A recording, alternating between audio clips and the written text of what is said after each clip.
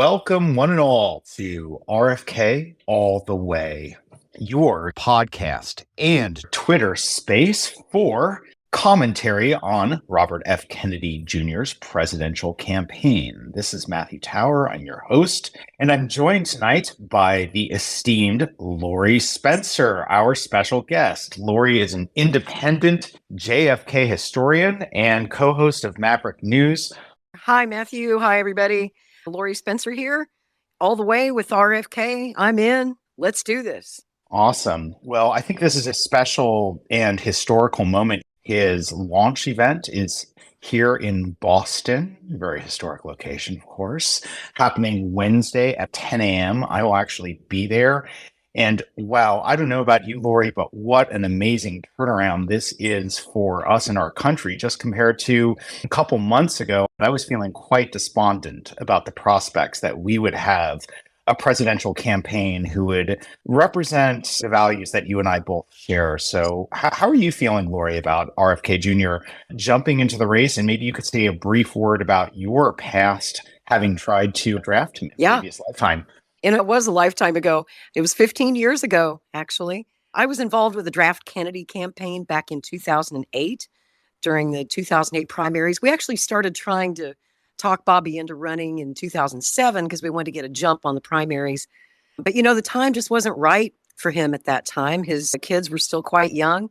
He wanted to focus on being a father, which is great.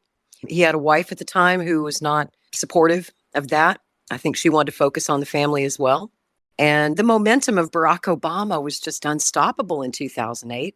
And another reason he didn't want to run was he had a good friendship with Hillary Clinton, and he endorsed Hillary throughout the entire primary season of 2008. It wasn't until after the Democratic convention that he endorsed Obama. And that was a split in the Kennedy family. Some of you might remember that. Some of the Kennedys were supporting Hillary Clinton. Some of the Kennedys were supporting Barack Obama. And it caused quite a bit of friction in the Kennedy family. And now we see that happening again, right? Now that Bobby has announced that he's running, CNN did a piece yesterday, I believe it was, where they tried to get a comment from all of his siblings and other members of the family. And a lot of them chose not to comment. But some who did said that they would not be supporting him. They said they'd be supporting Joe Biden all the way. And that really kind of shocked me.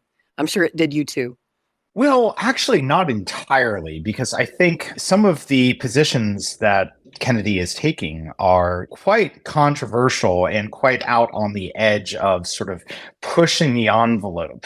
We know what the mainstream Democratic Party stands for. And I think President Kennedy will be standing for some positions and some policies that are quite a bit more, what's the word, progressive, quite a bit more, in fact, almost revolutionary than a lot of the mainstream Democratic Party.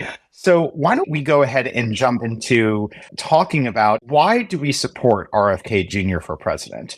And I know you have 4 reasons, and in a moment I'm going to ask you to enumerate those 4, but I'll just briefly share my big one, which I think is summarized by what I recall RFK Jr. said recently in an interview, which is we cannot have an imperium abroad and a democracy at home. Those two things are not compatible, actually. And you've also seen that he's talking about restoring American democracy. So I think having a nation that truly does work for and stand for peace, as both his uncle and his father modeled during their time in office, and having a truly meaningful democracy is very important to me. But I'm going to turn it over to you, Lori, and ask you to state your 4 reasons for supporting him. And then after each one, I'll jump in with some commentary.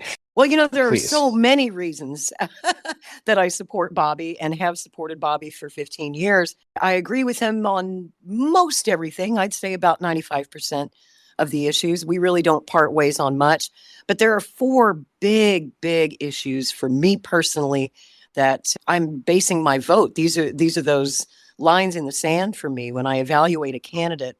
These are the 4 things that candidate must pledge to do to get my vote and to get my support. And I hope that in his speech, when he does his campaign announcement, he's going to announce some specifics of his platform. And I hope that these 4 things will be in that platform. And the first thing, top priority, like first day in office, pardon Julian Assange. right off the bat. Save that man's life. He's dying in Belmarsh prison. And he's been sitting there for 4 years. It's been 4 years last week since they dragged him out of the Ecuadorian embassy. He hasn't been convicted of anything. And in my opinion, he did nothing wrong. He did national security journalism and he did it right. And in all these years of existence, WikiLeaks has never once had to issue a retraction on a story. They've never gotten it wrong. So we need WikiLeaks. We need Julian Assange free so he can get back to his family and get back to his work. And the sooner the better. I hate to see it wait until January of 2025. I hope he makes it that long. And who knows what'll happen in the time between now and January 2025. Will they extradite him to the United States? Will the trial be underway by then? Will he be convicted? But as president, he would have the power to issue a preemptive pardon. And presidents do that all the time. Before someone is actually convicted of any crime, you can put a stop to it right then and there just by issuing a preemptive pardon. And he could let Assange go immediately. Could you give us a very succinct, what was Julian Assange's contribution to the citizens of the United States and the citizens of the world? He told us things that our government would never tell us. He showed us the documents, the secrets, the things they won't declassify. Declassification of documents is so important. There's so much overclassification. There's so much secrecy in our government. We need that transparency, and we're not getting it from our government. That's the whole reason WikiLeaks was founded in the first place, back in 2006 during the Iraq War. We knew that we weren't being told the truth about that war. WikiLeaks showed us the truth, and that's real journalism. I'm a journalist, been a journalist for 35 years. We have one job, and that's to find the truth and to tell the truth. That's it. It's not our job to be mouthpieces for the government. We're not cheerleaders for any administration. Unfortunately, too many journalists are, and they've forgotten that they have one job, and that's to tell the truth. Julian Assange is one of the only journalists in the world today who does that job and does it right. Think of all we wouldn't know about the war in Iraq. Think of all we wouldn't know about what the Clinton campaign was up to in 2016. What about Vault 7 and what the CIA is up to with some of their hacking tools? So there's so much that we wouldn't know if it wasn't for WikiLeaks. We all owe Julian a great debt of gratitude, and he deserves a pardon and a Presidential Medal of Freedom. Beautifully said. And you're much more of an expert on this topic and on Julian than I am, but I'd just like to chime in with a couple of thoughts. When you watch a video like Collateral Murder, which he published and just depicts the U.S. military mass murdering in cold blood Iraqi civilians, what we are seeing is an extreme war crime. So there's this terrible, tragic irony that it's very much a metaphorical shoot the messenger here, where Julian, and let's be clear, to my understanding, it's not as if Julian was on the inside himself. It wasn't that he worked for the US government and leaked something. Something was leaked to him and he published it. And then he became a targeted messenger, a targeted journalist, showing the world this war crime when the war criminals themselves walk free. And you have people like George W. Bush being celebrated and feted and being publicly almost exonerated and redeemed, at least in a certain portion of the American public's imagination.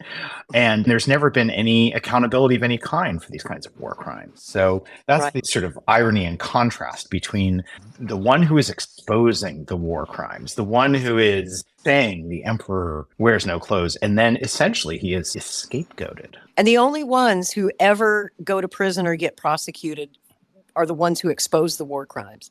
Right. Chelsea Manning was sentenced to 35 years for leaking those documents to WikiLeaks, served 7 years of that before President Obama commuted Manning's sentence, and still Manning does not have a full pardon. So I know that's kind of an extra ask, but I hope that Bobby will go ahead and take that commutation from Chelsea Manning and go ahead and make a full presidential pardon out of it. And I also hope that RFK will pardon Edward Snowden while he's at it. Absolutely. I mean, I would love to see a moment where the three of them are not just pardoned, but awarded presidential medals of freedom. Because fundamentally, our nation is made stronger, not weaker, by whistleblowers, by those who either leak or publish those leaks. The true question here is when the leak happens, what's the context of it? What is it about? And in these cases, it's whistleblowing and leaking related to government acts of immorality and criminality. And how does government immorality and criminality get stopped? It gets stopped when people find out about it, because without the information, there's no way for the public to hold the government accountable in any way in a democracy or in a pseudo-democracy, which is unfortunately, I think, what we live in today. And I'm going to get back to that point. But Lori, unless there's anything else to say about Julian, since we have a lot to cover, do you want to move on to point 2? Yes. While you're talking about holding them accountable, and I believe that Bobby's the guy who will hold them accountable. I don't believe that any other candidate who's a declared candidate in this race, including Donald Trump, will hold certain government officials accountable for their crimes. And that leads me to my next point, which is prosecuting Dr. Fauci, prosecuting Bill Gates, prosecuting all of their cronies who were involved in the COVID pandemic and the creation of vaccines and forcing people to take vaccines that were untested, unproven, unknown, putting their health potentially at risk. Now we know how many people, well, we don't even know the true numbers of how many people have had adverse reactions or even died from taking those vaccines. And then we need to get down to the bottom of where the heck did COVID come from in the first place? It's been 3 years and nobody seems to have an answer for us.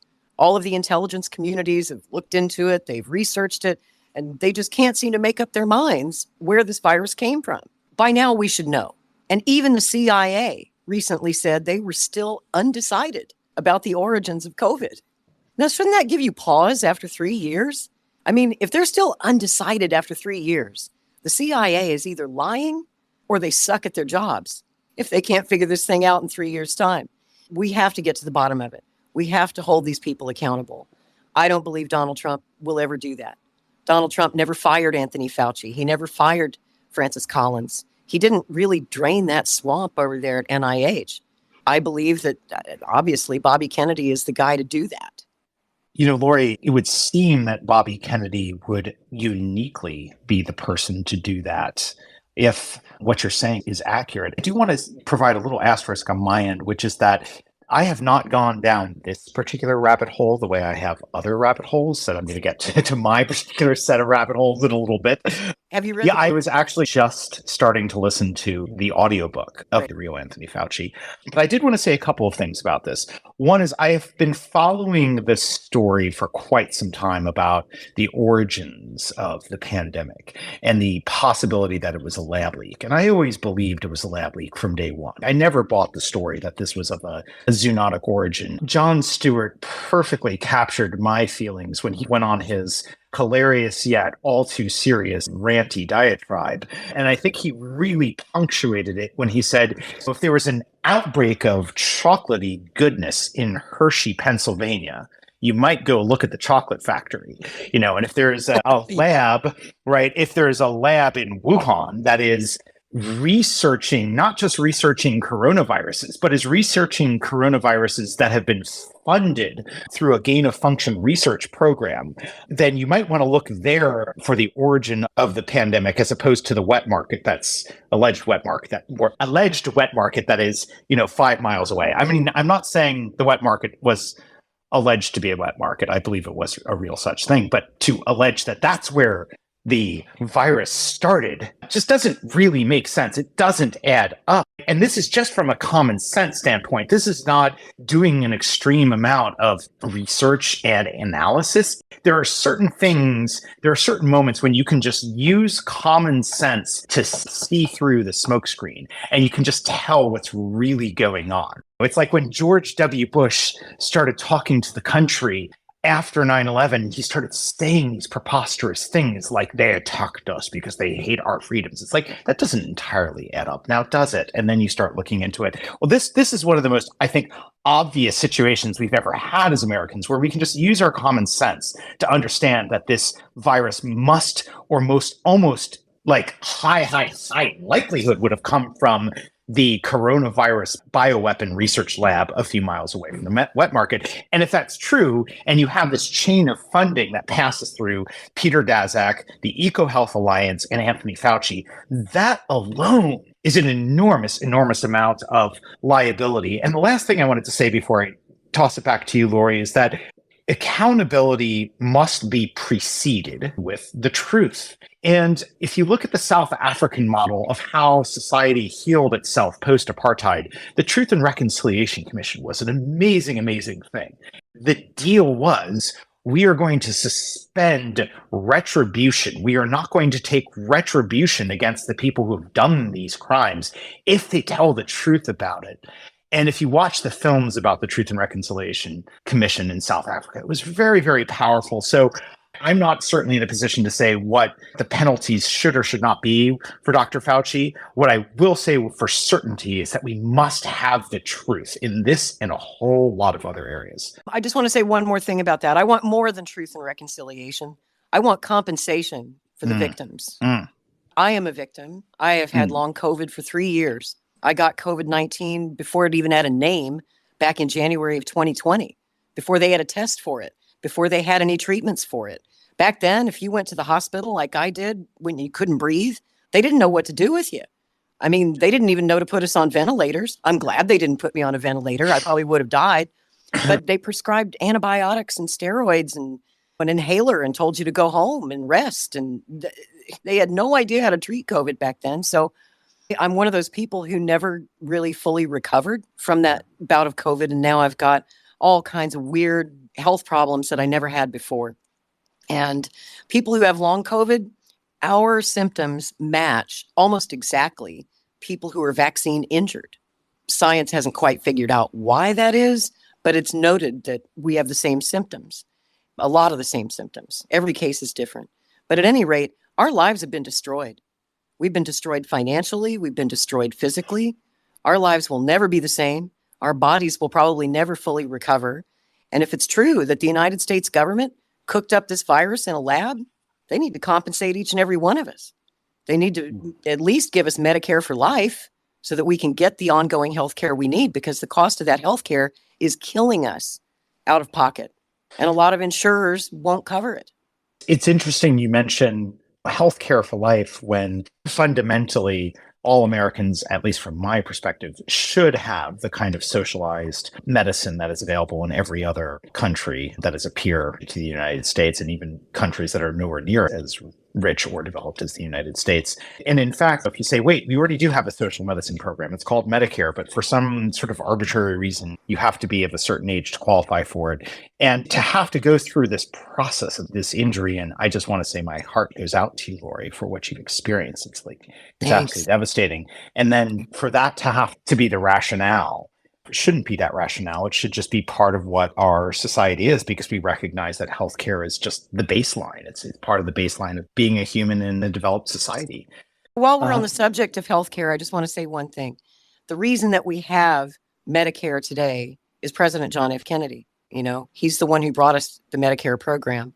And when he proposed Medicare, he was fought by the American Medical Association, by a large majority of Americans. They didn't want, quote unquote, socialized medicine in the United States. And just to get health care for people over 65 was a tremendous achievement and a tremendous fight that he had to go through against the medical establishment. So my point is that RFK Jr. is not afraid to take on the medical establishment. And I believe that he will fight them in the same way that John F. Kennedy did, his uncle. I cannot speak as to Bobby's position on Medicare for all. I have never actually heard him take a position on Medicare for all, one way or the other. So I can't speak for him on that. I'm sure he will be asked and he will clarify his position. But I would think, just based on what I know of Bobby and his family, that he would support Medicare for all. And if Congress passed it, he would do the thing that, you know, Joe Biden said, if Medicare for all passed Congress and it came to his desk, he would veto it. Joe Biden told you that. He made no bones about that. So that's part of the reason why Congress has no will to pass Medicare for all, because they know that President Biden will veto it. We need to put a president in the White House who will not veto it, because all the polls show that a majority of the people at this point in the United States, some 70% or better support Medicare for all. And I think that Bobby's listening to us. And his uncle, Ted Kennedy, was a 50-year advocate of single payer. He wanted universal health care for Americans. Unfortunately, he didn't get it in his lifetime. All we got was Obamacare, which is not single payer, as we all know. I also think that there is a bit of a disjuncture or fracture between how Americans kind of perceive the political process and what the abilities and limitations are of the president versus what's actually possible when you have a president with an extraordinarily strong drive and will to achieve something. Here's what I mean by that. You will often have this sort of passive aggressive finger pointing going on where you'll have some member of Congress or senator saying, well, I'm not going to push Medicare for all because it's not going to pass anyway. We've already been told that Biden will veto it. Or Biden will say, well, I'm not going to do this because the Congress wouldn't pass it. Well, all of that goes out the window. And you have someone like a President Robert F. Kennedy Jr., who comes in and says, I am going to fight tooth and nail to achieve this. Come whatever, I will fight to get everyone on side to pass this. And then suddenly the whole dynamic is totally different. And I think it has been a really, really long time since we've had someone with that level of drive to truly achieve something. Also, to your point, Lori, just to presence this, we are independent here. We do not speak for the RFK campaign. We're just talking about it. Let's move on to your point number 3, though. I think that's where we had left it off with your 4 points, right? Yeah, I'll pick up on number 3. I was just talking about how there's way too much overclassification and way too much secrecy in our government. And one of the big secrets that they've been hiding from us for 60 years, it'll be 60 years this November, are the documents related to the assassination of Bobby's uncle, President John F. Kennedy. There have been numerous lawsuits. In fact, several JFK historians are currently suing the federal government as we speak, trying to pry those documents out of the government. We should have had them in hand under the 1992 JFK Records Act. Those records were supposed to be released within 25 years, which would have been 2017. At that time, Donald Trump was the president. Trump alone had the power to declassify everything. And he said he would do that. Remember, he put out a tweet saying, I'm going to release all the JFK files. And then, like the next day, he got a visit from the FBI and the CIA, and they talked him out of it. They prevailed upon him to keep those documents secret. Some documents were released on Trump's watch. There were a couple of tranches of documents that kept historians like me busy for a while, but we want them all. And those documents should have been in our hands 6 years ago. And the CIA is playing a game with those documents. And I should also mention, they're also playing games with documents that we are still owed under the 1998 Nazi War Crimes Disclosure Act. That's another one passed by Congress that mandated the CIA to release, and the Pentagon and all government agencies, on CIA collaboration with actual Nazis after World War II. Those guys we brought to the United States and put into agencies like NASA and the CIA. And we've learned a lot from that, but there's still lots and lots of documents of the Nazi War Crimes Disclosure Act that still have not been released to the public. I would like to see him release those documents as well as all of the remaining JFK documents. And I'd like for him to do it immediately, like day one. I want to see that be a top priority. And I think it's safe to say that we can count on Bobby for that. I think that's going to be one of his top priorities. Again, I can't speak for him, but I think he's been really clear about his desire to get all of those documents out to the people so that we can find out for ourselves or make up our own minds with all the information that we have. Every person out there can make up their own minds. Now, accountability for whoever committed that crime, that's unlikely, because I think the true killers of President Kennedy are probably dead. And I don't believe that President Kennedy's killer was Lee Harvey Oswald. That's my personal opinion. All available evidence that I've studied in the last 40 years seems to point to the CIA, or shall we say independent contractors for the CIA? But the CIA basically is, in my mind, the culprit. And that's probably why they have some documents they don't want us to see. But the American people have the right to know. It's a matter of great public interest. And I don't believe that our country has been on the right track since November 22nd, 1963. I think we all felt that change, and our country has never been truly great again. I think a lot of people, myself included, kind of liked Donald Trump back in 2016 when he said he wanted to make America great again. I was hoping that he meant something along the lines of what President Kennedy was trying to do, but he let me down. He disappointed me, and that's why I'm not supporting him this time around. I didn't support him in 2020 either. So first of all, speaking of the disclosure of crimes, I would like to recommend everyone in this audience, if you haven't read it already, pick up a copy of The Devil's Chessboard by Talbot, because David this book Talbot. if you want to understand what the CIA was up to in its formative years, the CIA kind of transformed into this behemoth under the guidance of Alan Dulles. And the allegation in that book is that Alan Dulles was the ultimate sort of mover and master chess player behind JFK's assassination. It's very hard for my common sense radar to dispute this idea. And RFK Jr. himself has accused the CIA and has said the CIA was responsible for his uncle's assassination. So I think it's a very important book. I would go so far as to say that The Devil's Chessboard is a book that every American should read, because I think it would give a true understanding of what our country is and how it became that way over the last 60 years. And how everything ties back to Alan Dulles. If the CIA is the mafia, Alan Dulles was the godfather. Yes. And it ties into that Nazi War Crimes Disclosure Act that I was just talking about.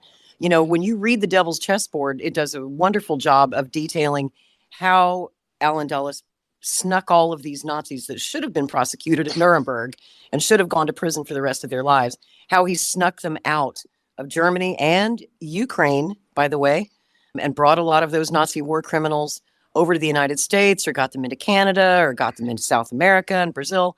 I mean, it all goes back to Alan Dulles. So not only did Alan Dulles bring those Nazis into our intelligence agencies, into our government, into our culture, but he also had his paws in the assassination of President Kennedy. That's my personal take on it, based on the evidence I have seen.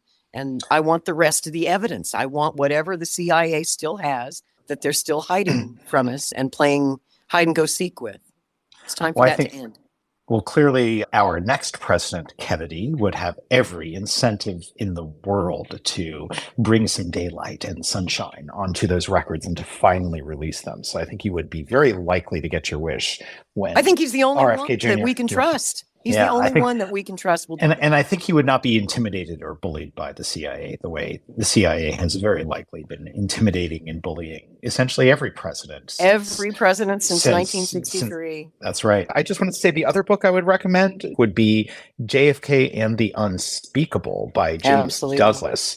I think later I want to let you finish up your 4 points, and then I might make a historical connection there. Lori, what would be your fourth point for ending the war? We've got to get out of this war in Ukraine. We've got to cut the funding. We've got to cut the flow of weaponry to Ukraine. And I can pretty much guarantee you, without America picking up most of the bill for this war and most of the responsibility, this war will be over real fast. We need to end it. And we need to just get our noses out of it. In my opinion, this is not America's war. This isn't America's business.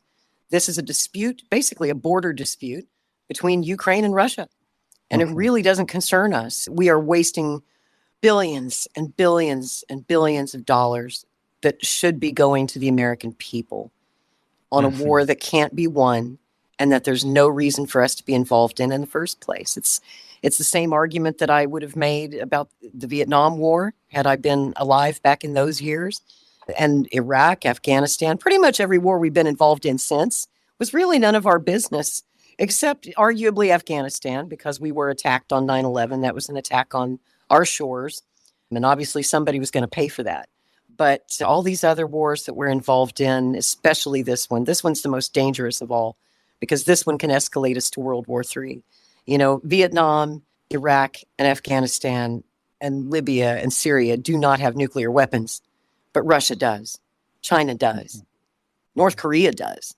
And here we are trying to pick a fight with everybody. It seems as though the Biden administration is literally trying to start World War III and pushing other nuclear powers backing them into corners which is never a good thing to do with your adversary, especially if they have nuclear weapons. I mean, what are we doing here? We've got to end this war. I believe, based on the statements I've heard Bobby make thus far, that he would agree with a lot of what I just said. I think that he feels it's not in America's best interest to be involved in this war at all. And I also hope, I haven't heard him speak on this topic, but I hope he'll get us out of NATO as well. Bobby recently tweeted a mini essay in which he sort of tied together an indictment of the neoconservatives and their so-called Project for a New American Century. I can't remember if that was a think tank or a white paper or a mixture of the two things, but the Project for a New American Century was this concept about how basically the US was going to dominate the world, starting with a new Pearl Harbor, which would motivate the American populace to support these wars abroad. And then, of course, 9/11 happened not long after the idea of a new Pearl Harbor was advanced by the Project for a New American Century. And Bobby talked about the neocon drive to sort of motivate and animate these wars and the bankruptcy of that, and included his criticism of funding and arming this Ukraine proxy war. I wanted to just bring in a few points here, Lori. One is, let's start with a quick historical analogy. I think something that is vastly underappreciated and not fully understood by the American public is the reality and the truth, I believe, I would submit this, that none of us would be alive today if it wasn't for President John F. Kennedy and his brother Robert conducting back-channel diplomacy with Soviet Premier Khrushchev during the Cuban Missile Crisis. People do not truly understand how close we were to nuclear annihilation and how much pressure President Kennedy was under from his cabinet, from his joint chiefs of staff, from almost his entire military, were prodding and provoking him to invade Cuba and attack Cuba when the USSR had positioned missiles there.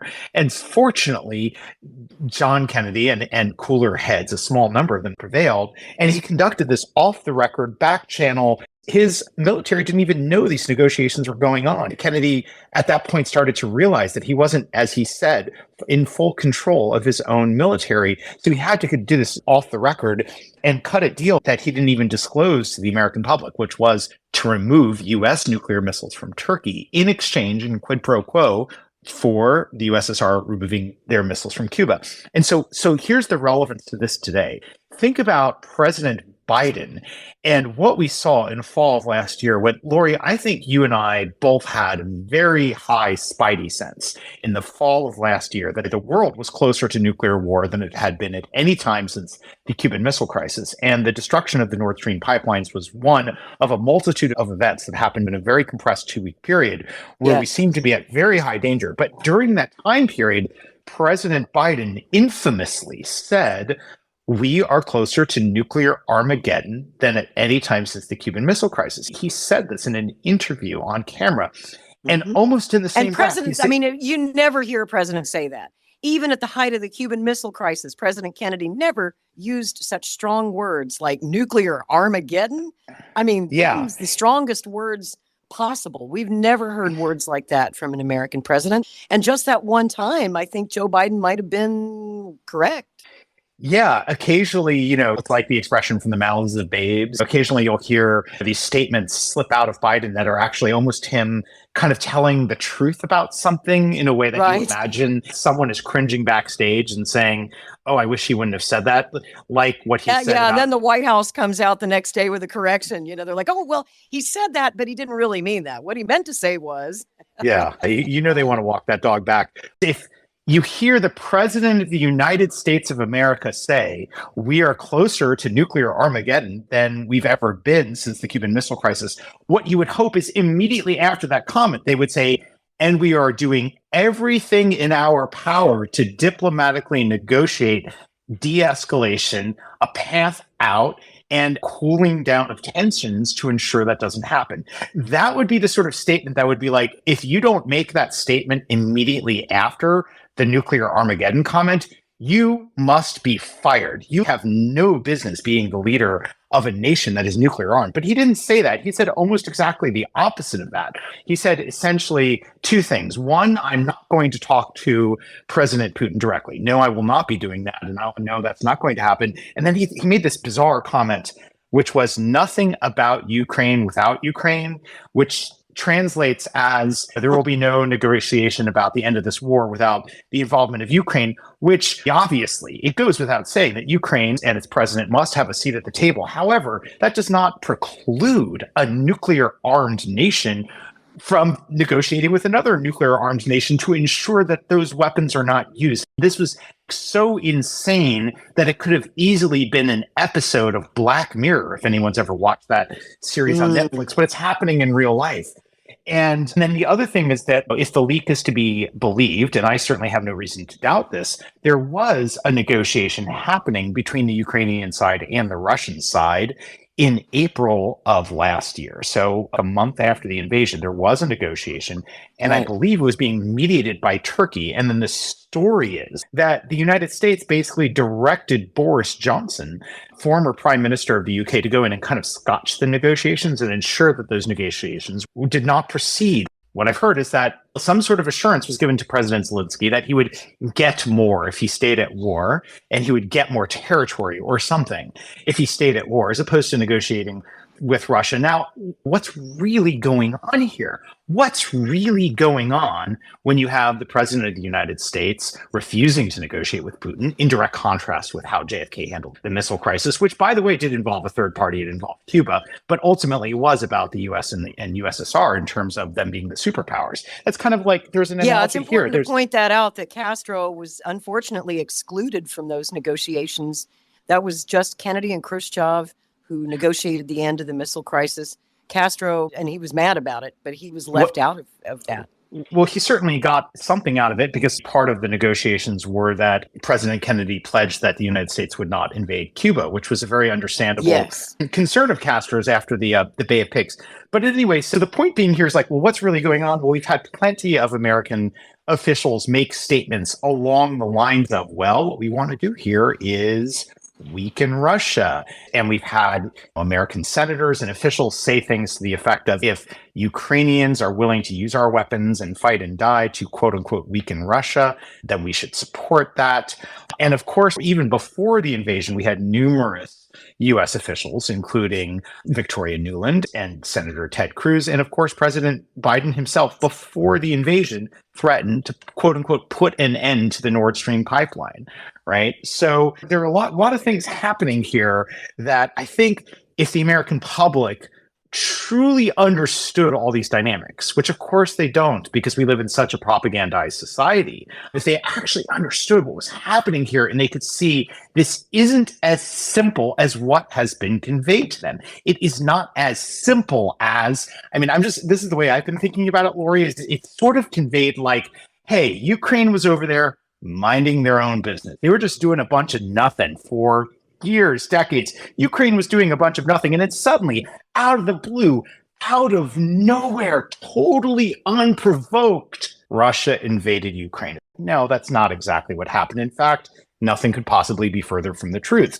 This, from my perspective, at least studying history and taking a moment to look at this, as opposed to being unprovoked, this was one of the most preposterously, overtly over-provoked conflicts you could imagine. Metaphorically, the United States has been punching the bear in the nose over and over again with NATO expansion. After the United States promised not to expand NATO, the United States kept on expanding NATO. And I don't know about you, Lori, but one of the things I find is that it seems that there's almost this inability among some Americans to empathize with the other side. And this is so important. And it is something that President Kennedy and his brother did so well and so effectively. And when you read JFK and the Unspeakable by James Douglas, you find out that President Kennedy was like on a personal mission to understand and empathize with Premier Khrushchev so that the two of them could prevent the ultimate atrocity, nuclear war, by having a human relationship.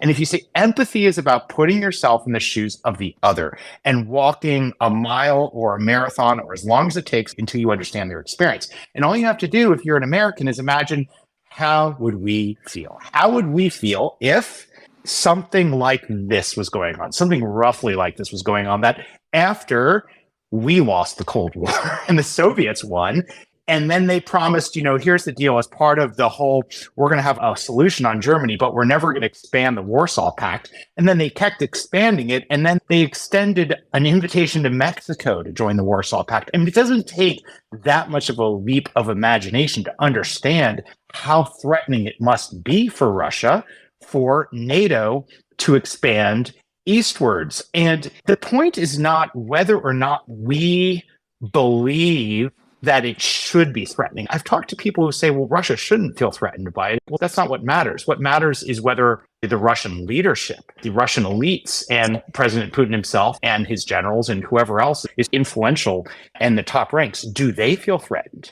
Do they feel threatened, yes or no? If the answer is yes, then you start to understand some of what's going on here.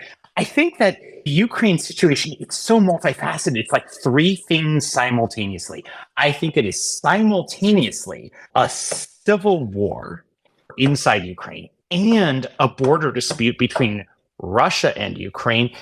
And on top of all that, it is a U.S. covert proxy war against Russia. And all three of those things are happening simultaneously.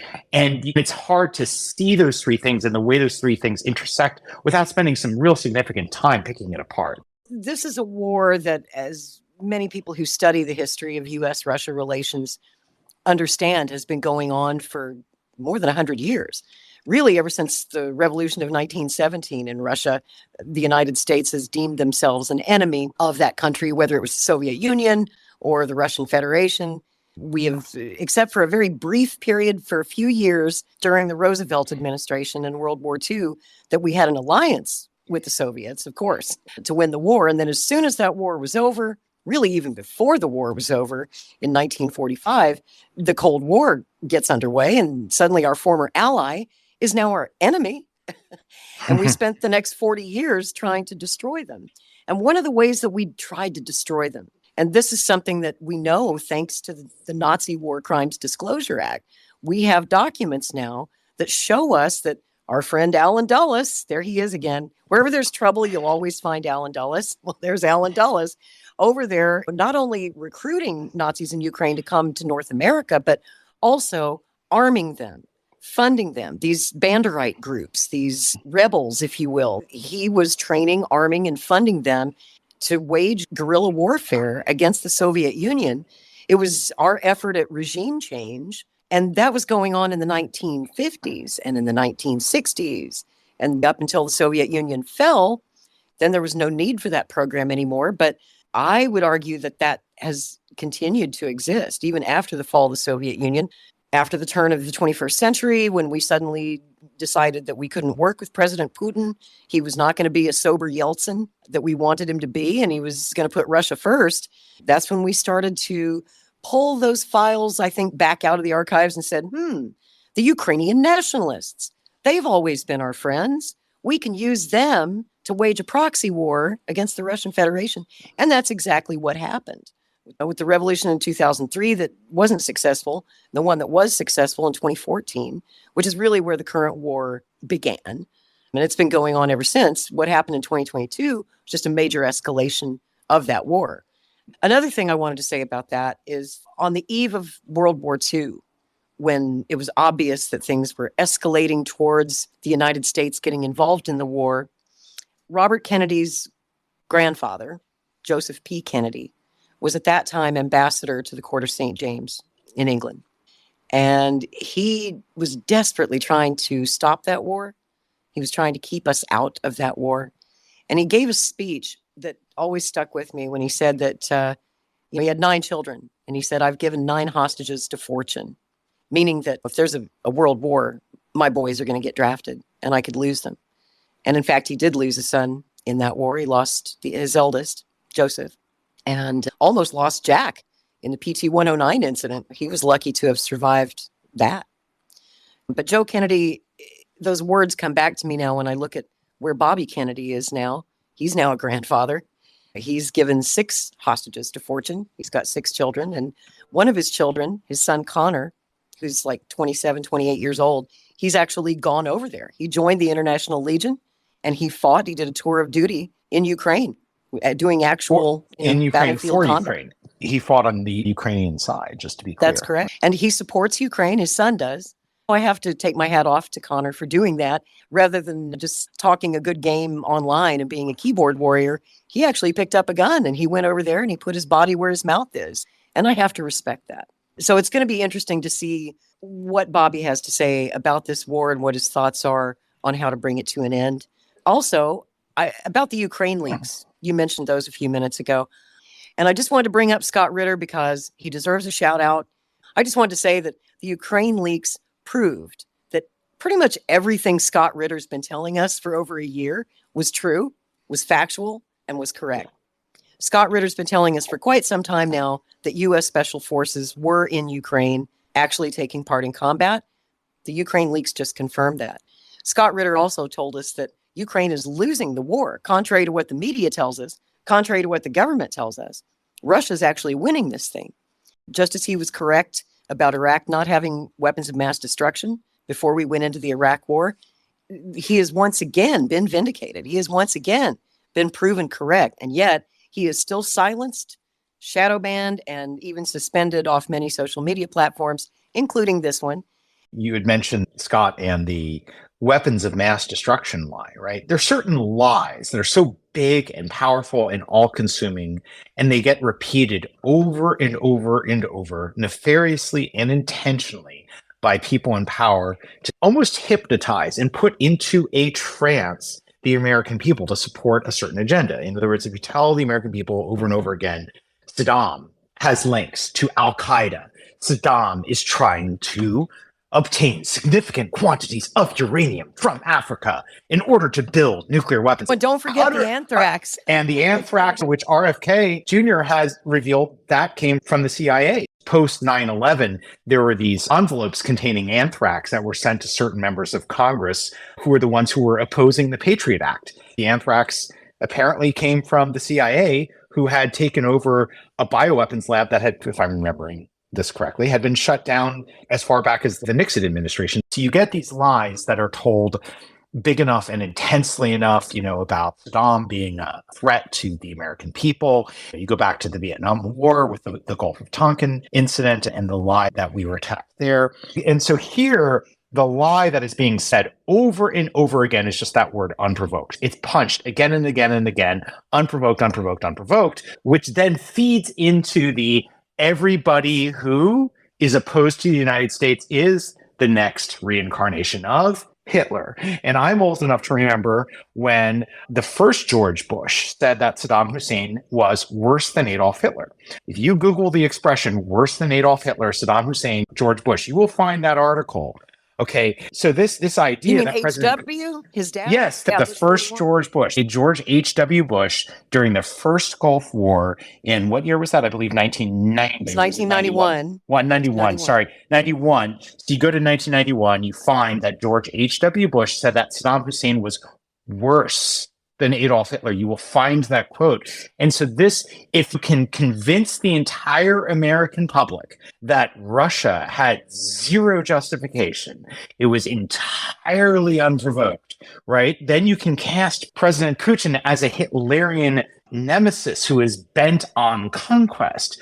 And you don't have to mention anything about all of the ways that the United States did provoke this by expanding NATO and by getting itself involved in the 2014 coup, right? And none of that is to say that what Russia did was right. It's just to say that the word unprovoked is a complete and total fallacious lie. It is as big of a lie as you could possibly tell about this situation. But once you tell that lie and you get everyone on board with it, and you've got your Operation Mockingbird lined up, you've got all the media repeating it over and over, the public becomes almost in a trance, right? And will just keep supporting what's going on. But then let's bring it back to RFK Jr. So fundamentally speaking, the ultimate goal here is not to assign blame. At the end of the day, if you actually want a ceasefire and you want a durable peace agreement, you don't get that by proving in the court of public opinion or anywhere else who is at fault. What you do is you find a way to come up with a resolution to the conflict that meets the needs of the parties while maybe the parties having to let go of certain dreams of theirs, right? But you have to find a path forward that says this is an acceptable path forward. That's how you get to peace, not by figuring out who's at fault. And I think we have a model for how the first president, Kennedy, found a path forward with Premier Khrushchev. And I really believe that President Robert F. Kennedy Jr. would do that if he were president today. And I think he would do it immediately with President Putin. And I think he would do it never. And we need that. We desperately need a Potsdam conference. We need a Yalta conference. We need to get these parties. Or even just the kind of back channel that we had. I mean, sometimes peace is made through these very off-the-record, clandestine diplomacy, even with citizens who are deployed. I mean, whatever it would take, I think you would find the graceful and artful way to do that. What I wanted to just sort of weave together is what is my number one reason for supporting RFK Jr. for president? I think it's the intersection between the following, because it all ties together. None of what I'm about to say stands on its own. It's all interweaved together. It is the transformation of the United States as the bully, oppressor, and conqueror on the global stage to a cooperator on the global stage. We must fundamentally be a cooperator.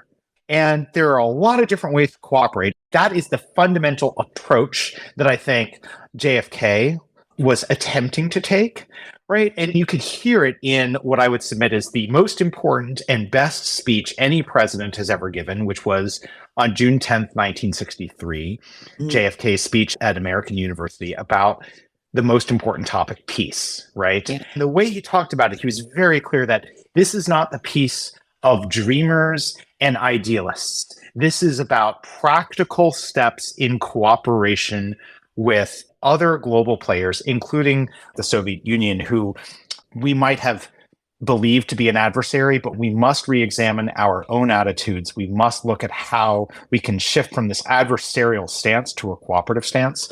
So when we shift out of this imperial conquering stance into a cooperative stance, it's like you imagine Gulliver is pinned down and suddenly the ropes are free. It frees up all of this other energy. We don't need to continue to bankrupt ourselves on foreign wars of aggression. What is war? War is a racket. We can read this Medley Butler book, and we can discover war is, here's my description of it, war is the conversion of brainwashed young people's bodies into profits for those who manufacture the weapons for that war, right? Especially in today's age. It is the absolute nature of war.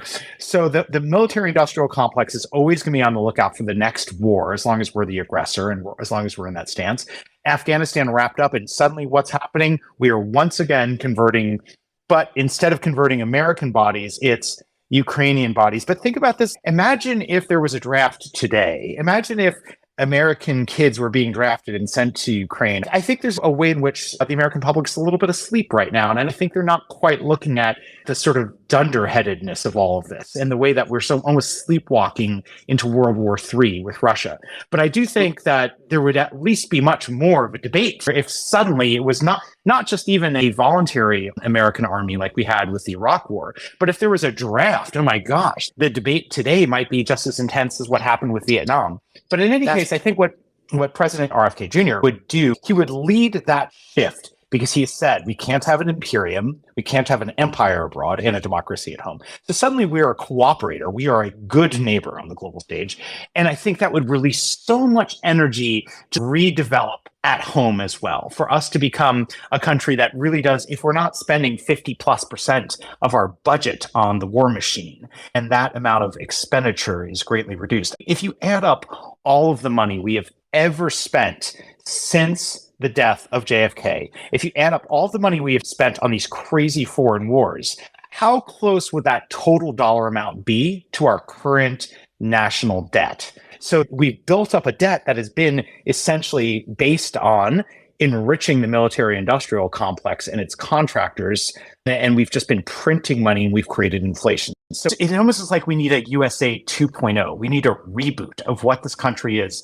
And the last part, and this also relates to it, is just democracy. In other words, since November 22nd, 1963, I think mostly speaking, elected representatives have been figureheads, and there's been some latitude they've had around certain topics, especially hot button topics. I think the MIC, the military industrial complex, and the CIA wants to see Americans believing that they're engaged in a democracy because blue is going to support this particular policy and red is going to support this other policy on certain domestic issues, like perhaps gun ownership or abortion. But when it comes to the big questions of war and peace, and are we going to have foreign wars, it's not even that we have a uniparty, as some people say, it's that we have a covert military industrial complex CIA organization, almost like a loose fascism that is running the whole thing behind the scenes. And I think that does come to an end under a President Kennedy Jr. as part of the vision I've just outlined.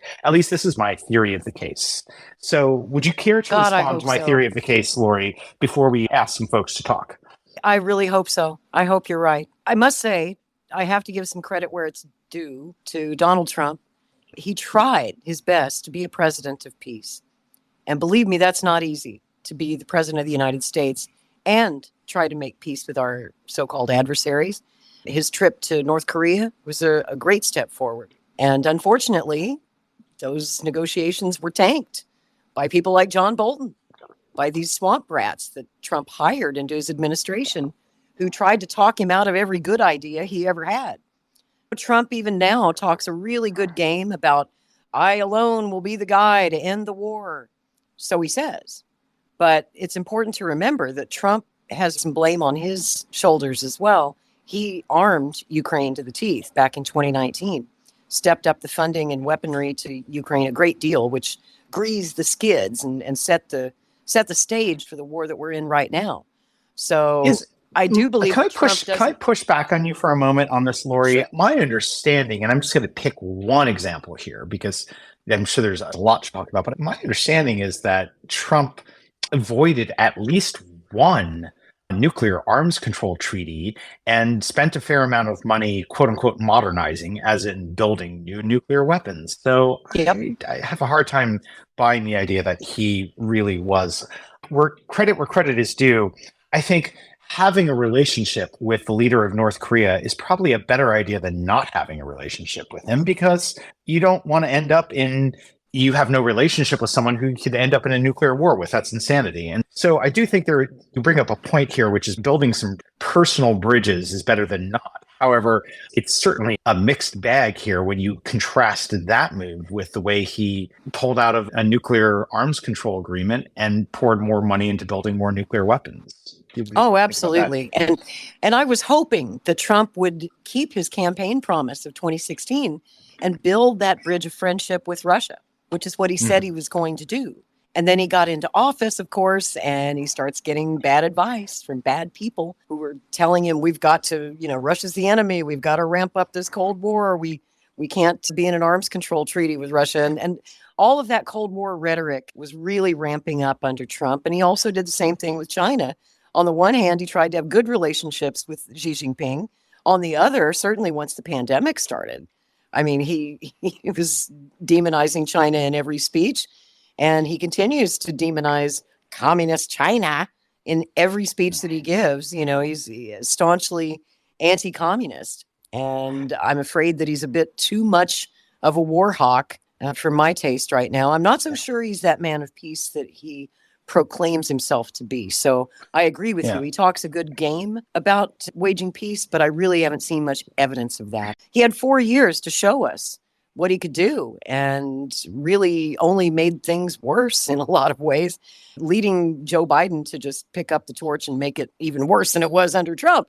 But one thing for sure, there won't be a Potsdam conference or a Yalta conference or back channel negotiations or a peace treaty as long as Joe Biden is president. And on Trump, I mean, he says every speech that he gives, I can end this war tomorrow, he says. I can get Zelensky and Putin talking to one another, and I alone can fix it, right? But my question to Trump is, why aren't you on a plane to Ukraine right now? You've got your own plane. I mean, every other world leader has flown over to Ukraine to meet with Zelensky except you. And you may not be the president at the moment, but even as a private citizen, as the former president, like Jimmy Carter did when he was trying to negotiate peace in the Middle East, Why not go over there and be a diplomat? If that's what you say you're good at, show us. I mean, more power to you, buddy. Go over there right now. Go talk to Putin. Go talk to Zelensky. Why wait until January 2025 to get started on this? Why not start today? I would like to not put too much more space into Trump discussion. I want to bring it back to RFK in a moment because that's what we're here for. I just wanted to say something about the overall observation I have about some of the language you were referring to and what I see as this very unfortunate fallacy of thinking amongst the American general public that is so deeply reinforced and propagandized through media, movies, the news, and all of it, which is this kind of black and white, good guy, bad guy thinking. Like either Russia is the big bad guy or we're going to be friends with Russia. Either Russia is terrible and Putin is terrible, or we're going to be friends with Russia, but then you're bad if you're friends with Russia. And this is completely the wrong way to be thinking about it. Like that entire framework is the wrong way to be thinking about it, in my opinion. What I believe is a more helpful and productive way to think about stuff like this is the framework of conflict resolution. There's an institute that specializes in international conflict resolution that I very much admire. And one of their directors, her name is Susan Collin Marks. What she says over and over again is, violent conflict destroys everything. Right? Violent conflict destroys everything. So you get a situation like what's happening with Russia and Ukraine and US and NATO, because we are very much part of that. In fact, the United States is a co-belligerent in this situation. And then you say, let's analyze this conflict. Let's look at what are the legitimate needs of all of the parties. And then you also have to look at, well, what are the illegitimate needs of the parties? What are things some of the parties might be saying that they want here that really there's no backup to this? Like if we were to say, okay, I want to give you an example. If the United States and or Ukraine were to say, the only acceptable outcome is Putin must not be in power, which, by the way, we have basically said, like at one point, President Biden said something to that effect, this man cannot remain in power, and then they tried to walk that back. Furthermore, Zelensky has said that he will not negotiate with Russia unless Putin is no longer the president. Well, guess what? That's not a legitimate position for either us to have or Zelensky to have, because the United States does not get to choose who's in charge of Russia and has no basis and no right to make that any more than Russia has the right to decide who our leader is. And the same thing is true of Ukraine having that attitude towards Russia. It may be that Zelensky has all kinds of legitimate grievances here, but he doesn't get to determine who is in charge of Russia any more than he would want Russia to determine who's in charge of Ukraine, right? So you have to sort out what are the legitimate needs and look at it through a conflict analysis standpoint and then say, what resolves this conflict? And I think very few Americans have been exposed to the kind of education that would have them look at things through the lens of conflict resolution instead of good guy, bad guy. And I think our future president, Kennedy, would be able to look at it through the lens of conflict resolution, just like his uncle and his father did. Something actually President Putin said is that Russia, from his standpoint anyway, one of his beliefs is that countries should not interfere with the internal affairs of other countries, right? So in other words, whoever Russia's leader is and whoever that person is, however that's determined, and whether or not that is a fair process or not, is none of our business. It's not up to the United States. And so we have to deal with the world as it is and with the leaders of countries as they are, essentially. Anyway, I really do think that this is not just a once in a generation, because generations come every 20 years. Like this is a once in a lifetime moment. Once in a lifetime. This is a once in a lifetime moment that we have someone who has a certain combination of qualities. RFK Jr. is an outsider in that he's never held elected office, right? So he's not a career politician. He has spent his entire life fighting for what he believes in, including on environmental topics. If you haven't already, look up his background, filing lawsuits against the EPA to protect the environment and people and fishermen and rivers. And obviously on the vaccine topic, which is not my forte, but it's a very compelling topic. But most importantly, he brings in this very sophisticated, detailed, critical analysis of power, of the intersection of corporate, military, state, media power, and a vision for restoring American democracy. Like we can actually have a government of the people, by the people, and for the people once again, which we, in my opinion, have not had since November 22nd, 1963. So this is a potentially transformational and even revolutionary campaign. And I am so excited that it's happening and that we get to witness it. And I will be attending the campaign kickoff Wednesday morning at 10 a.m. So that'll be super, super fun. So please raise your hand if you would like to come up on stage. And we've got a request from Jim. And Jay, I'm going to bring you up. And the one thing I do want to say is please keep your comment or question to, I'm going to say 90 seconds. So keep it tight, and that way we can get through a couple people. Hey, good evening, everyone. So first of all, thanks for putting this event together. I think that point you mentioned at the end about this being a really important moment in time is one that everyone should really harp on and consider, because the state of the economy is in a very worrisome spot right now. But that can be the catalyst for change. And I do believe that RFK is that change for a lot of the reasons you guys said, but in particular, also because of his stance on Bitcoin. I don't know how much attention you guys pay to digital currencies, but one of the things JFK did was remove the power of the money printer from the Federal Reserve. And Bitcoin is like a 21st century way of doing that. So I am excited about how RFK Jr. does seem to be embarking on that same journey, because the central banks is one of the main ways that they are able to finance a lot of these wars. So I'm really excited about the campaign.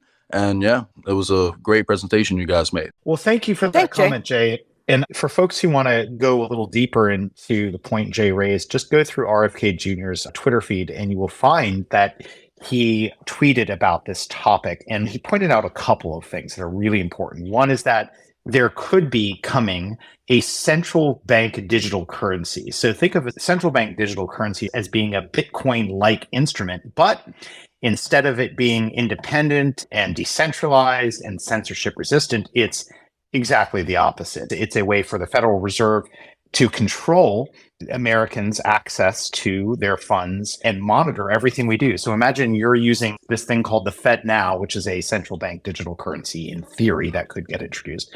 And imagine you're using it and you spend $100 of it on something, but the moment you spend that, the government knows exactly what you just bought, where you were, what happened in that moment. And if you do anything the government does not like, maybe you're at a protest and they don't like that you were protesting there, they could violate your rights and shut off your access to your money. In theory, this is all in theory, right? But we want to be ahead of this. We want to be seeing that possibility before it happens. And I think RFK Jr. is quite prescient on this topic. And he also talks about how like Bitcoin and other decentralized crypto assets represent a kind of freedom. It's a way for Americans to say, hey, I do not want my wealth and my spending power to be inflated away. In other words, for my money, my purchasing power to go down by the Federal Reserve and the printing of the US dollar. So I want to be able to have this alternative store of my wealth.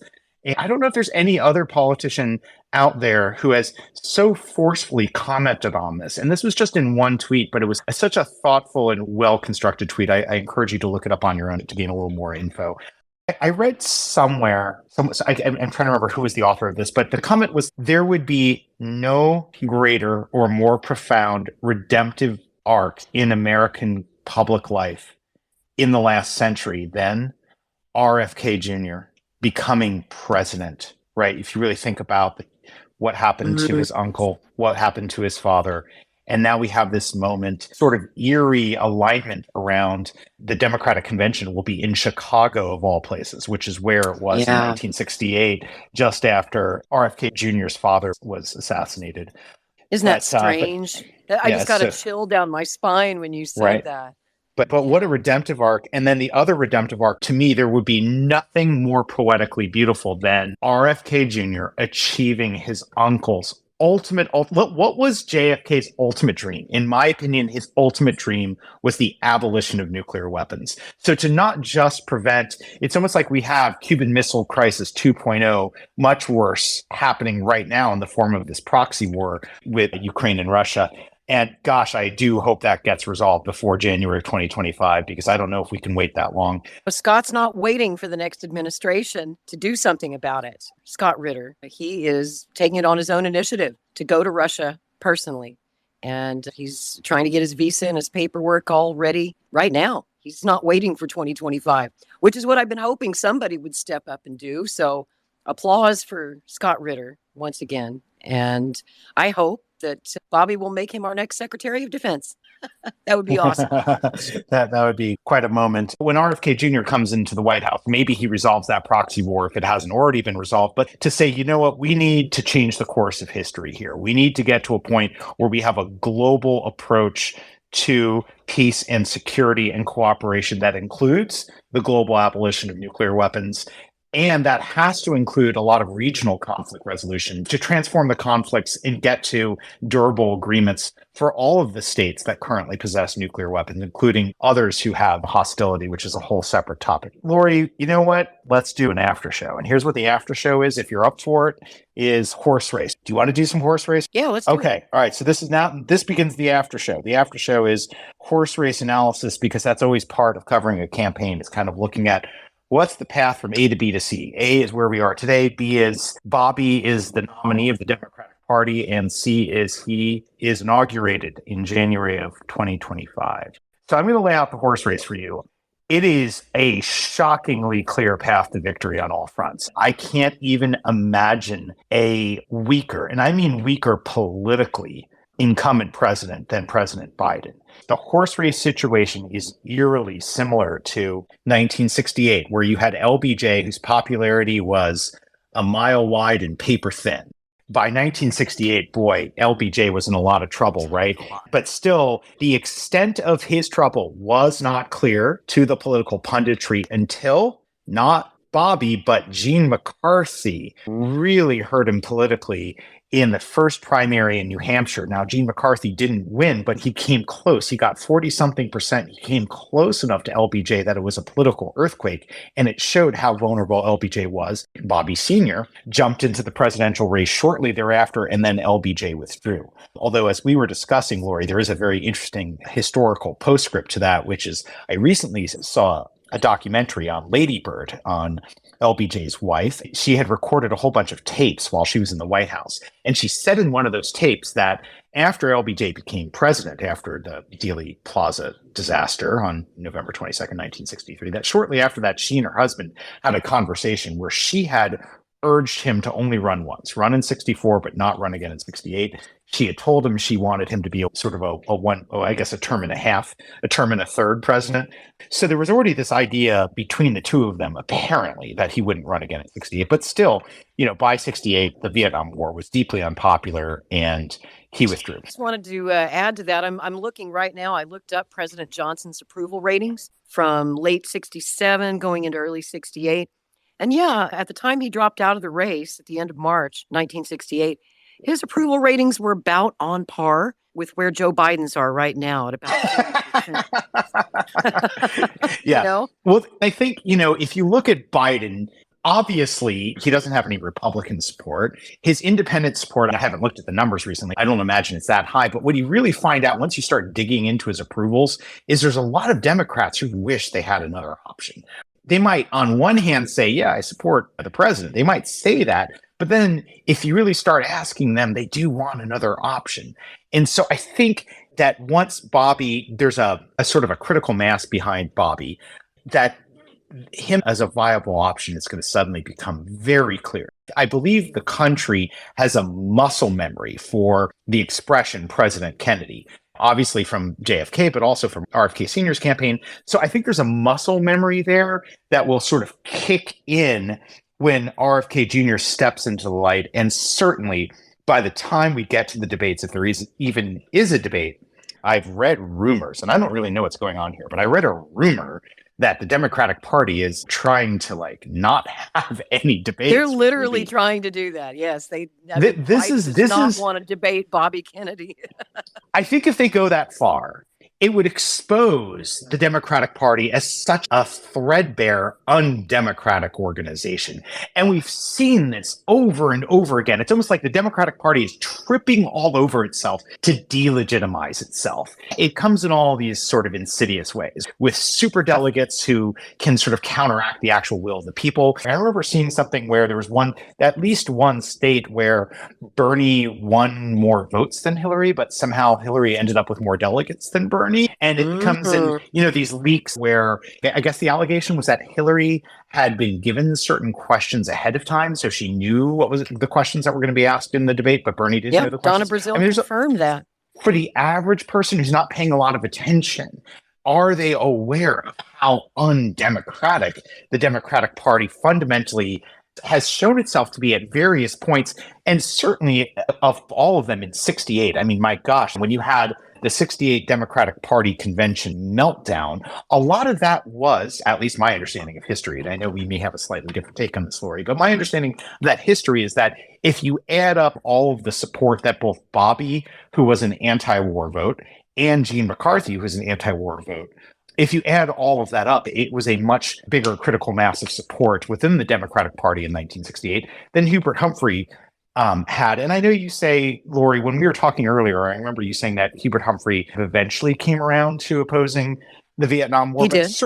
But certainly in the summer of 68, and he was. But it was too late. Yeah, it was in the fall. Here's my. I want to go to the summer of 68 at the convention. At the convention, Hubert Humphrey was a continue the LBJ policy candidate. He was a continue the Vietnam policy candidate, whereas Gene McCarthy and Bobby Kennedy, both of them, were very much opposed to the Vietnam War policy, and so.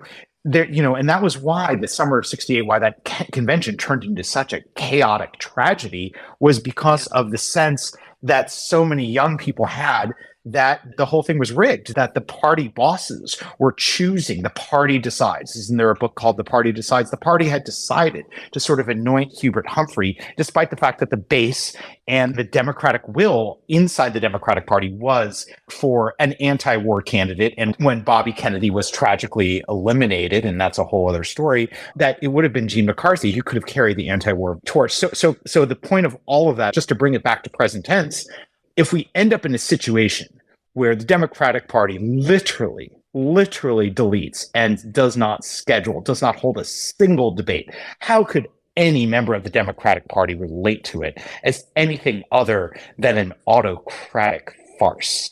I have to agree with you. And President Biden, if he has any marbles left, if he hasn't completely lost his marbles, he should just pull an LBJ.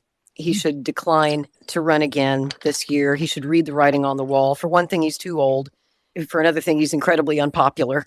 He needs to get out of the way and let younger leadership go for the top job.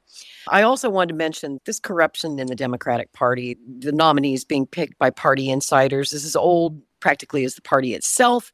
And certainly, I would encourage people to go back on YouTube and watch the Democratic Convention of 1980. And it's all available. There's many hours of it, several nights of the coverage. And just watch the way that Ted Kennedy was treated when he challenged Jimmy Carter for the nomination. A very similar scenario there in 1980 as well as 1968.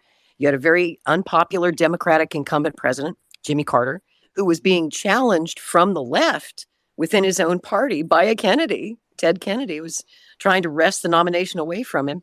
And boy, were there some shenanigans being pulled by those party insiders to make sure that Jimmy Carter was, in fact, the nominee. But I'm not so sure that most Democrats really wanted him. There was a very strong showing for Senator Ted Kennedy in 1980 as well. So I expect them to do that again. I was in seventh grade at the time, and I was a big supporter of Teddy. You know, I supported Carter in 76. I actually campaigned for him as a little kid, but Carter let me down. He was my first political heartbreak. I had all my hopes pinned on Jimmy Carter, and boy, did he let me down. So when Ted Kennedy challenged him, I was on Team Kennedy. If we're going to talk a little bit about past heartbreaks, Bernie in 2016 and especially Bernie 2020 felt like the most heartbreaking political rug pull imaginable, because he saw Bernie romp to victory, right, in Iowa and New Hampshire and Nevada. So he was 3-0, right? And I was counting all the chickens directly to the White House. I was certain Bernie was going to be not just the Democratic nominee, but the next president. I was certain of that. And oh boy, that didn't work out. So having said that, with a big caveat, I'm going to say here now, I'm going to call it that RFK Jr. will be the next president. And in terms of the horse race dynamic, what I see happening is that he is going to explode in the polls upward. We looked at the polls recently, and there was that morning consult poll where basically immediately after this was just based on him having filed some paperwork, he's at 10% instantaneously. This is a very good sign.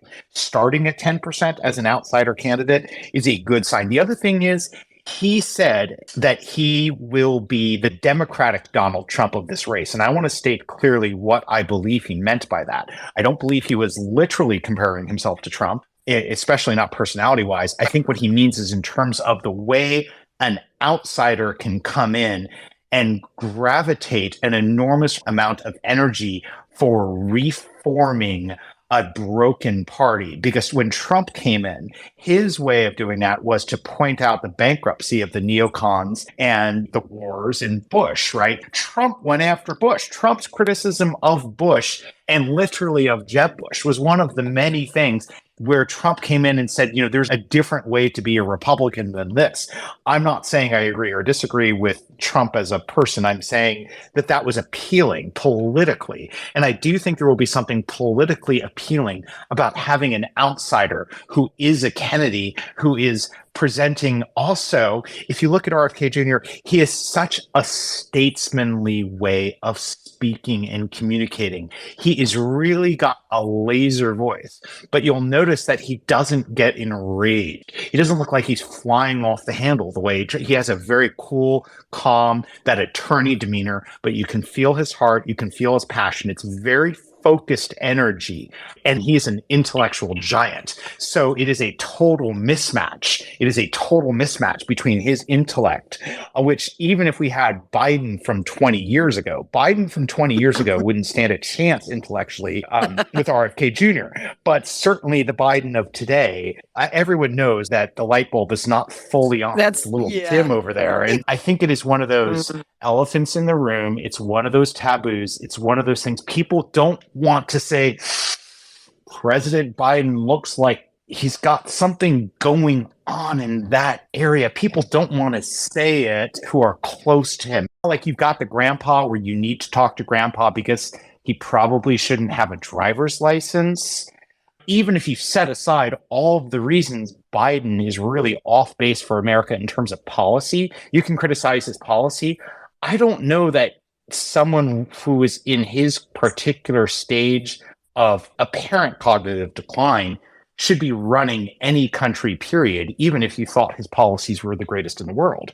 Let me jump in and remind you of that new Rasmussen poll that shows in all the way across the board, 62% of Democrats want another Democrat to primary Joe Biden. Thank you. 71% of Republicans want to see that.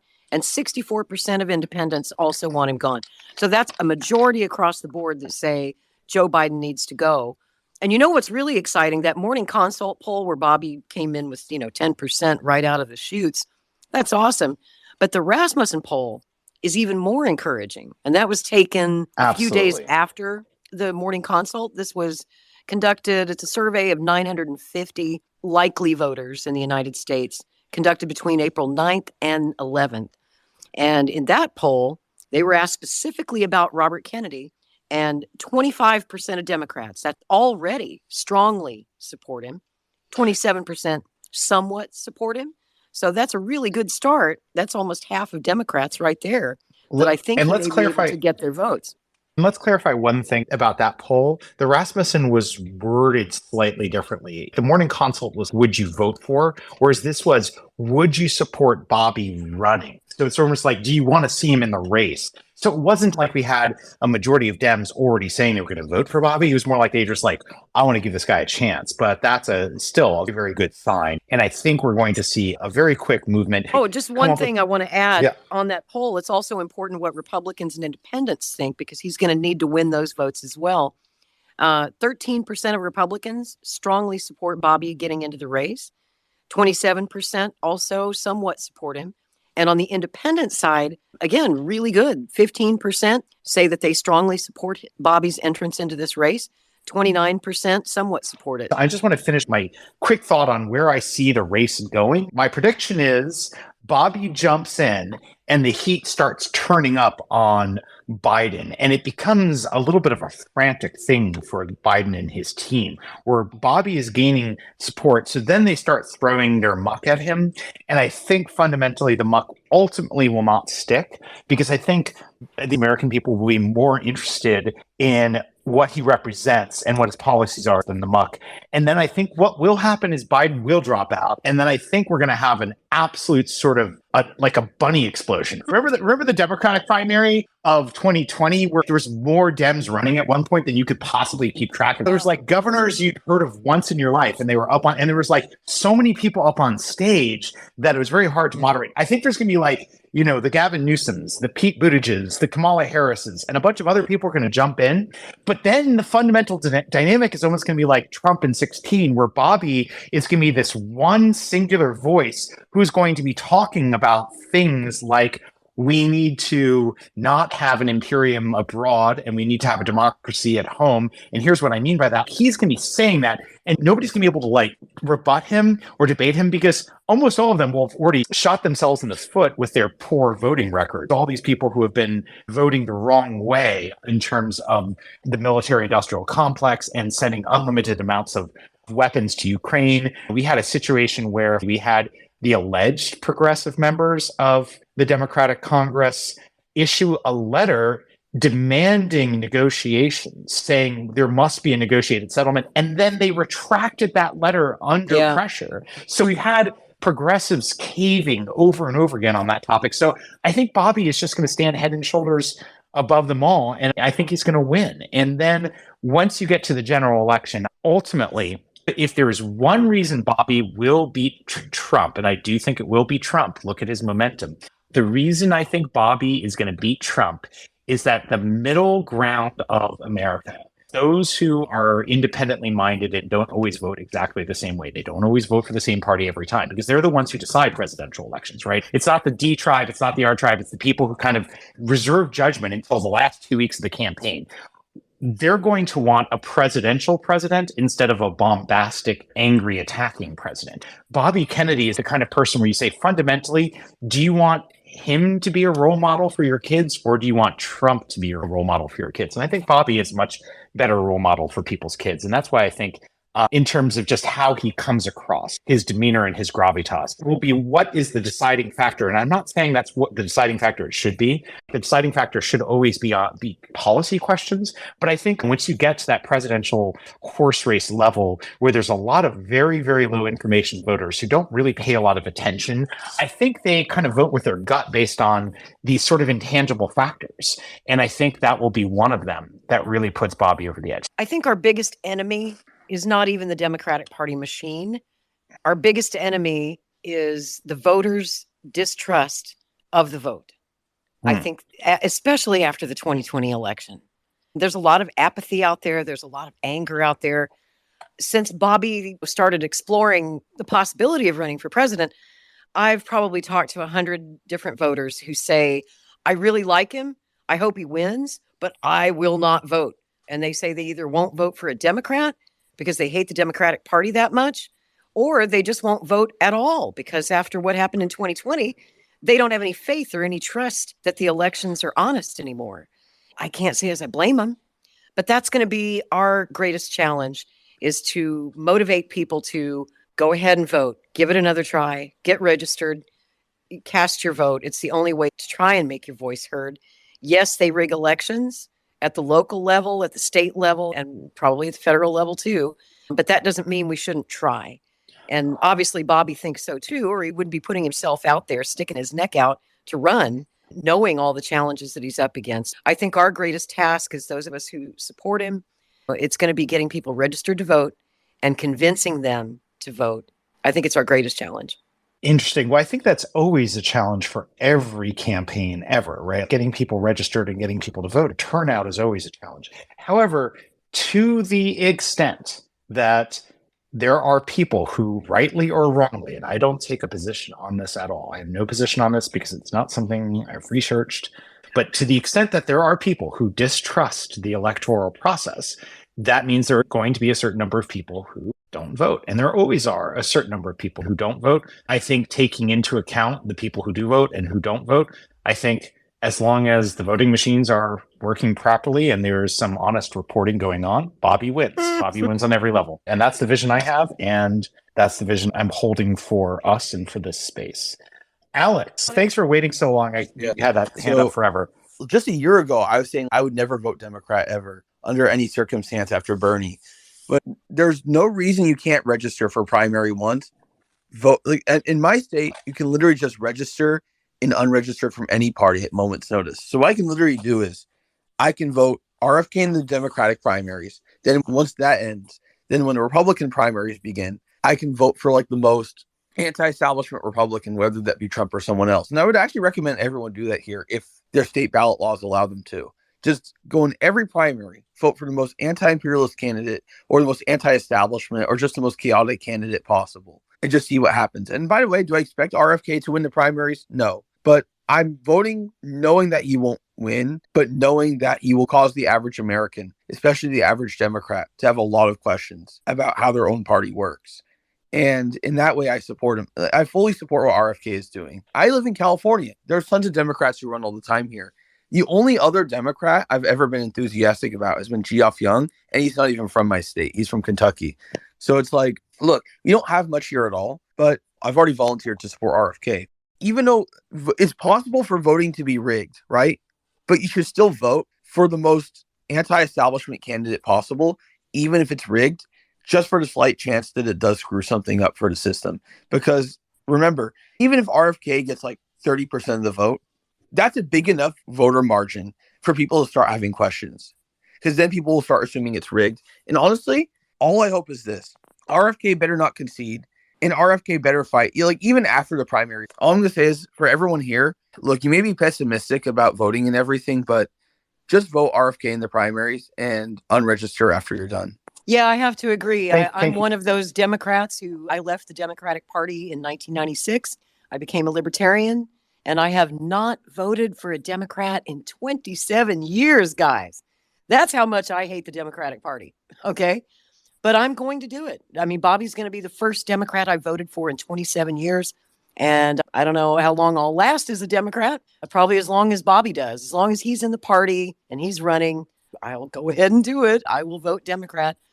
But, then we have to cross that bridge after the convention. What happens then?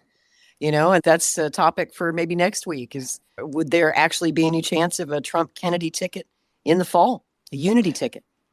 I just want to say, Lori, absolutely not. That is not something that we're going to, well, you can envision whatever you want, Lori, for myself as the host of the space. Believe me. I want to be absolutely clear about a couple of things in terms of both what my vision is and kind of what the basic sort of approach for these spaces will be in the future. Okay. So the first thing is this space is about Robert Kennedy becoming President of the United States of America. I don't remember who it was who said this. It was from one of the Democratic primaries in the past. It might have been one of Jerry Brown's races or something, but it was like, the question was like, do you want to send them a message or do you want to send them a president? This is not a protest campaign. This is not about sending a message. This is about revolutionary change in this country. This is about restoring American democracy. This is about taking back control from the military-industrial complex that has run this country ever since November 22nd, 1963. Dwight Eisenhower warned us about the danger of the military-industrial complex in not just endangering our democratic liberties, but subverting and transforming them. And RFK Jr. himself has said that was the most important speech any president has ever given. He did not say his uncle's peace speech, which in my opinion actually was the most important speech ever given. He didn't say that. He said Dwight's. Why did he say that? It's because he's pointing to the fundamental nature of what we are dealing with. We are dealing with a fake democracy. We're dealing with a non-democracy. The reason so many people, in my opinion, like you, Alex, ultimately are alienated from the entire process is because it's all a farce. It's all a facade. We can't really talk about anything in our country without talking about what's beneath the surface, what's driving the whole thing, what the system is. What the system is a military-industrial complex running our country to ensure we are in one way or another in a perpetual state of war, and money is always being funneled to the military-industrial complex. And if the facade politicians who are figureheads want to have a debate about other stuff, like what the tax rate should be, fine. But as long as they get to have their ongoing war machine, they run everything. So that's what we're up against. And so I don't want these spaces to get too distracted into hypotheticals. I don't want these spaces to become distracted into, well, could Bobby run as an independent if he doesn't win the Democratic nomination? Or could he be the vice president under Trump? I actually am going to not have us have those conversations, because I want to bring the conversation back to what we are envisioning, what we are calling in, and what we're supporting. This is a biased space. It's not a space that is looking at this objectively. It is subjectively a pro-Kennedy for president space, and we're going to stay focused on that. And I want to encourage everyone here to believe and feel that this is going to happen, and put all of your energy into that. Put all of your energy into President Kennedy Jr. in January of 2025, and we're going to make that happen. I hope that was okay, Lori, that I got a little bit passionate here. Hey, I love passion. We need that. We need a lot of that. And people are so apathetic and so angry at their government and at the elections right now. When I talk to people who really hate the Democratic Party, and I try to convince them to support Kennedy, the way that I approach it is I tell them that this would be my first time voting for a Democrat in 27 years. That usually gets their attention. And I also try to convince them that you got to vote for the person, not the party. And so I encourage everyone to check out Bobby Kennedy, look at where he's at on the issues, make up your own mind, and try to do that based on your instincts about people. I would encourage you to vote for the best man, not the party. And I believe that Bobby Kennedy's the best man. Fundamentally, there is almost nothing about the Democratic Party in and of itself that in any way inspires or motivates me to get out of bed and get excited, because I have not heard any of what Bobby is saying from anyone who currently holds elected office across the board. And that includes, unfortunately, Bernie Sanders, who at this point has become someone very different than the person who I remember during the 2020 campaign. I'm here to support Bobby Kennedy Jr. I'm not here to support the Democratic Party. What I do support, though, is it's almost like a jiu-jitsu move or a power move or a reform. Like if Bobby becomes the Democratic nominee for president in 2024, he is de facto the leader of the Democratic Party, whether the party bosses really want that or not. That is the case. That's always been the case. It is always the case that the party has a new head at the convention. That has always traditionally been the case. And so if Bobby says, this is the vision for America, this is the vision for this nation, this is what the platform for America is, then that suddenly becomes also the platform for the Democratic Party. And there may be, I'm not saying this is going to happen. I'm just going to put out the possibility that we may see some unexpected miracles. We may see some members of the party, members of Congress, representatives and senators who suddenly find the courage that they did not have, or that they'd stuffed down as they fed from the trough of the donations from corporations and from industry. They might suddenly say, you know what? The water's safe. The water is safe because Bobby Kennedy is making the water safe. I'm going to go over there because I actually want to stand for that platform instead of who I used to stand for. I'm not saying this is going to happen, but I think it's possible. And I think we actually could see a transformation of the Democratic Party. So, I'm not. So you're saying a few of them might find their backbones, you mean? Yeah, we might get that spinal transplant that I'm trying to remember who it was who talked about it. Oh, that was Howard Dean. 2004. It was funny because Howard Dean kind of caught my eye before Dennis Kucinich did. And I actually really liked Dennis's anti-war and a lot of his, Department of Peace and a lot of his other stuff. But I kind of thought Dean might actually have a chance to win. So I kind of got behind Dean. And I remember he gave this really firebrand speech about how members of Congress needed a spinal transplant. They needed to get their backbones and oppose George W. Bush. I remember that. That was a good one. Yeah, but so I feel like we've had these little moments, these little flashes of this possibility in people like Bernie and Howard Dean and Dennis and Barbara Lee at times, although not as much recently. But it's almost completely gone. There's almost nothing to be found anymore in the Democratic Party. but maybe it does get rebooted in some way as a result of Bobby winning. I just wanted to leave you with a quote from his dad. You remember the Ripple of Hope quote? You know the one I'm talking about? The South Africa speech. Said, each time a man stands up for an ideal or acts to improve the lot of others or strikes out against injustice, he sends forth a tiny ripple of hope. And crossing each other from a million different centers of energy and daring those ripples build a current which can sweep down the mightiest walls of oppression and resistance. What better way to describe the RFK Jr. for president campaign than that? He's a ripple of hope, and we need that right now. And I have hope. Yeah. I've seen a lot in my political lifetime. So many politicians let me down. I'm also cynical. I'm also angry, but I'm not apathetic. And I still care very much about our country. We absolutely must save it. It's up to us. And I think RFK is the guy that we can count on. You know, based on both what you said about the ripple of hope, as well as the kind of the cynical thing because of being let down in the past, Bobby Kennedy Jr.'s campaign represents real hope and real change. That's right. That real hope, real change. Right. Not the phony stuff that Barack Obama was selling. I'm not. We could talk about Obama another time, but real hope and real change. And Bobby is a profile in courage. For any of us who ask ourselves, what are we willing to do? How far are we willing to go? What risks are we willing to take? What are we willing to put on the line for this? Bobby was asked in an interview, are you concerned about your physical safety? And of course, there's an obvious context to that question. And Bobby's just cold as steel. It's like, no, I'm not concerned.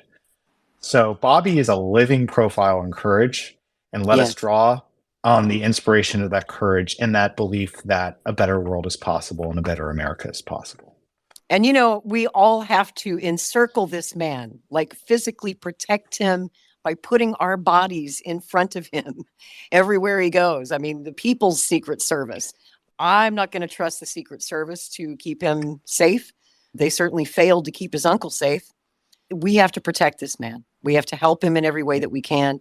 And even if that comes down to physically protecting him by encircling him with our bodies and making a circle around this man to say, don't you lay a finger on this one. And let's have that idea be both a physical and a metaphorical one, because there are a lot of different ways to protect, stand up, and stand with this campaign. Many, many different ways. And it's going to take a lot of different people with different skills and talents all across this country to move this campaign forward. You know, spiritually too. And when that bright, beautiful day in January of 2025 comes, the White House will be the people's White House again. Sounds good to me. I'm in. Okay. Let's win. All right. Let's win it. On Twitter, follow at RFK All The Way USA. Again, that's at RFK All The Way USA for additional episode notifications, Twitter Spaces, and commentary. Follow our guest, Lori Spencer, at Real Lori Spencer on Twitter. This podcast is independent from and does not speak for Kennedy 24. To learn more about the campaign, go to Kennedy24.com to watch videos, volunteer, and or contribute funds.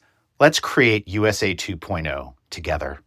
Subscribe to this podcast and see you on the next one. Thanks for joining us. See you next time. Thanks everybody. Good night. Super fun. Okay, good night.